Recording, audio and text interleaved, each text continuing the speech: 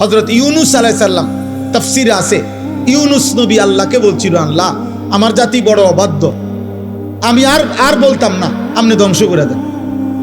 তখন তাফসীর আছে ইউনুস আলাইহিস সালামকে আল্লাহ বলছিলেন, ওই যে এখানে একটা লোক মাটি দিয়া মাটির পাত্র বানাইছে অনেকগুলো, তুমি একটু তার কাছে যাও তো।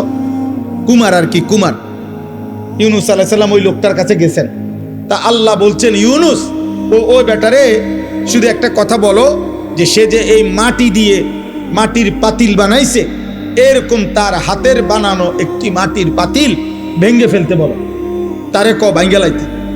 ইউনুস আলাইহিস সালাম বলছে, হে ভাই, আপনি আপনার বানানো এই মাটির পাতিল থেকে একটি পাতিল ভেঙে ফেলেন।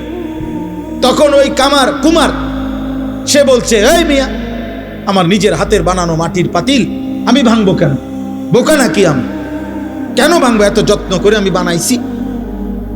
আল্লাহর কসম, ইউনুস আলাইহিস সালামকে আল্লাহ তাআলা তখন ডাক দিয়ে বললেন, ইউনুস, মাটির পাতিল যে বানায়, এমন এক মানুষ যদি এক সাধারণ মাটির পাতিল নিজের হাতে বানানো ভাঙতে না চায়, আমি যারে মায়ের পেটে 9 মাস রেখে নিজের হাতে সাজাইছিলাম, আমার দেওয়া চোখ নাক কান দিয়ে আমি বানাইছি যারে, আমার সেই বান্দাকে আমি কেমনে জাহান্নাম দেই?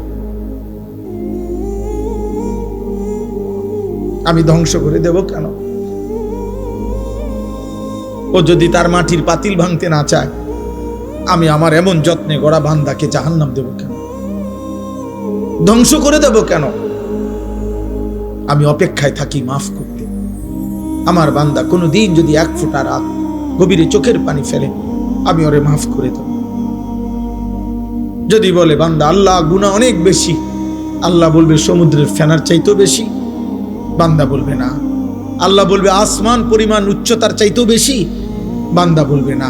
তা আল্লাহ বলবেন, বান্দা আমি তো আসমান ছোঁয়া পর্যন্ত গুনাহ মাফ করতে রাজি,